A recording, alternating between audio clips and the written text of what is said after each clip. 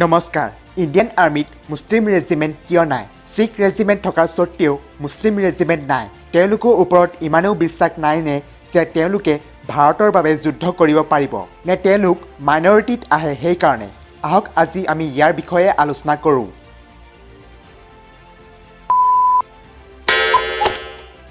পাৰ্টিশ্যনৰ পূৰ্বে Indian army ব্ৰিটিছৰ দ্বাৰা গঠন হয় আৰু তেতিয়া ব্ৰিটিছ ইণ্ডিয়ান আৰ্মি বোলা হয় তেতিয়া ৰেজিমেণ্টটো ব্ৰিটিছে গঠন কৰে তাত বল আৰু সাহস অনুসৰি ৰেজিমেণ্ট বনোৱা হয় যেনে Jat regiment Rajput regiment Gorkha regiment Maratha regiment আদি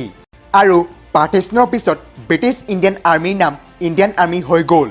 আৰু বাকী ৰেজিমেণ্টবোৰ যেনেকৈ আছিল তেনেকৈ আছে আৰু মুছলিম ৰেজিমেণ্টৰ ক্ষেত্ৰত ক'বলৈ গ'লে পাৰ্টিশ্যনৰ পূৰ্বেও কোনো মুছলিম ৰেজিমেণ্ট নাছিল যদি থাকিলেও হয় বল আৰু সাহস অনুসৰি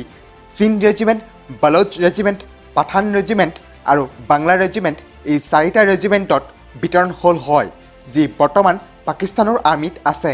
1965 চনত ভাৰত পাকিস্তান যুদ্ধৰ সময়ত সম্ভৱ এটা কথা ওলাইছিল যে 1965 চনৰ পূৰ্বে ইণ্ডিয়ান আৰ্মিত মুছলিম ৰেজিমেণ্ট আছিল কিন্তু তেওঁলোকে পাকিস্তানৰ বিৰুদ্ধে যুদ্ধ কৰিবলৈ অমান্তি কৰিলে আৰু মুঠ 20,000 সৈনিকে অস্ত্ৰ হাতত নল'লে কিন্তু আচলতে এনেকুৱা একো হোৱাই নাছিল ইয়াৰ সাক্ষী সেই সময়ত যুদ্ধ কৰা আৰ্মি অফিচাৰসকলে দিয়ে যদি জাতি আৰু ধৰ্ম অনুসৰি ৰেজিমেণ্টবোৰ বনোৱা হয় তেন্তে ইণ্ডিয়ান আৰ্মিত হিন্দু ৰেজিমেণ্ট খ্ৰীষ্টিয়ান ৰেজিমেণ্ট জৈন ৰেজিমেণ্ট আদিও থাকিলে হয় আৰু শিখ ৰেজিমেণ্টৰ ক্ষেত্ৰত তেওঁলোকক বল আৰু সাহসৰ বাবেই